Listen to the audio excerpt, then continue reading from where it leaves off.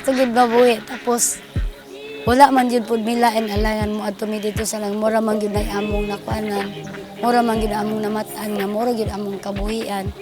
Amos ligyud ma'am nga among masinati diri ma'am kanay gyung pag-usab-usab gyud sa atong panahon kaning kung hinayak mo ulan. Ulan gyud siya din pagkahuman sa ulan. Wala na po tubig. Imbes kay kana siya ang season nga magtanom, dili mi makatanom. Sa tulong ng Department of Agriculture Adaptation and Mitigation Initiatives in Agriculture o AMIA program, ang Tufa ay naging benepisyaryo at napili bilang AMIA Village. Sila ay nakatanggap ng agricultural inputs para sa kanilang produksyon ng palay, gulay, itik, manok at tilapia.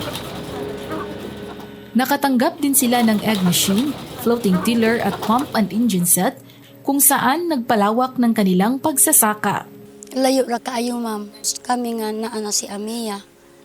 Ang tanan-tanan mamura og dali na lang kanamong tanan. O kana murag ang tanang mga guidance ang murag ang imposible mahimo na nga posible kanamo. Si Amia nagtudlo gyud sa amo anang dili mi dapat mag-focus sa isa lang. Tuod kay kami sa una, kung rice ra gyud mi. Pagkauman sa rice wala na. Sa una sab ang una-una namo is ang farmer is farmera. Pero di ay si farmer is negosyante di ay na gitudloan mi ni Amia paano ang unsa ang diversified farming. So na diha katong ingnon nila nga palayamanan. May palay na, may kanin na, may ulam pa, may pera pa daw. Upang mas mapadali pa ang kanilang pagsasaka, ang Tufa ay nakatanggap ng karagdagang floating tiller, pump and engine set, combine harvester, hauling truck at iba pang agri-inputs noong February 2023 sa tulong naman ng Philippine Center for Post-Harvest Development and Mechanization o PhilMec. Sumailalim naman sa pagsasanay ang bawat miyembro ng asosasyon para sila ay mabigyan ng tama at angkop na teknolohiya para sa kanilang farm village at sa gayon ay mapanatili ang kanilang mataas na produksyon at kita sa kabila ng matinding ulan at init. Last year, nagkandak ang Amia sa Amoa o sa FFS, Farmers Field School. Usa to siya sa nakatabang pod sa Amoa nga dapat synchronize mi nga magtanom din dapat naami kaalaman bahin sa kanang weather forecast paano karon ang panahon na pero tungod kay dili man gyud pod mi mga kuang gyud og mga kuang pero at least kung dili man gyud magka dungan ana nga that day kinanglan dili pud mo biya sa 15 days sila tanan kami is tanom na unya kana siya nga bulana dapat diha man ang murag na ay ulan-ulan dapat diha nami kuan nami makalantit nami. Sa dating ani ng palay na 4 na tonelada bawat ektarya, ngayon naabot na ng 7 tonelada bawat ektarya.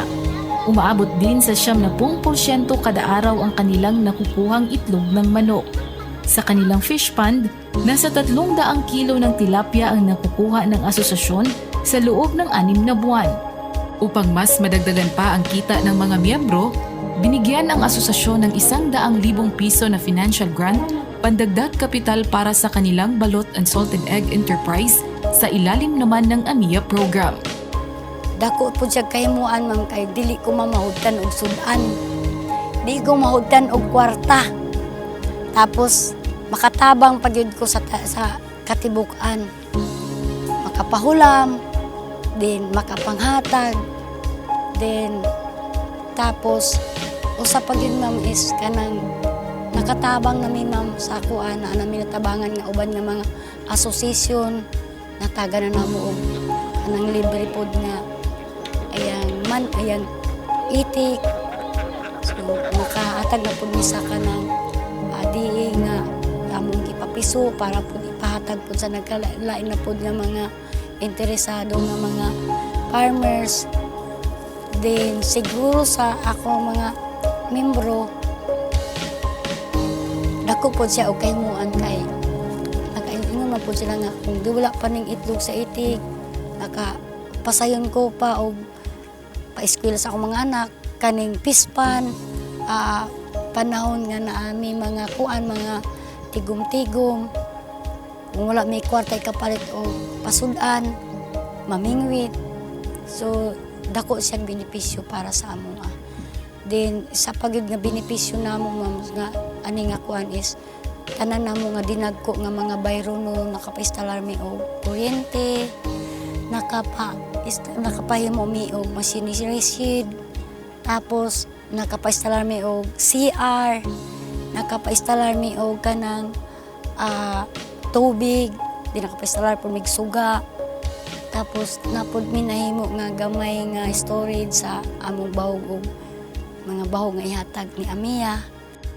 Para kay Merlina at sa kanyang mga kasamahan, ang kanilang pangarap na kumita at umahon sa buhay ang naging inspirasyon upang magpakatatag sa kabila ng mga hamon sa pagsasaka.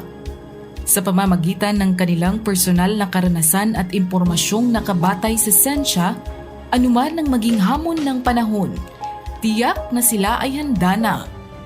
Di more nga gihapak mi og kanang kalamidad ma'am, more mi nga masibuton nga mupadayon ang Amiya gyud ma'am. Diin maog yun.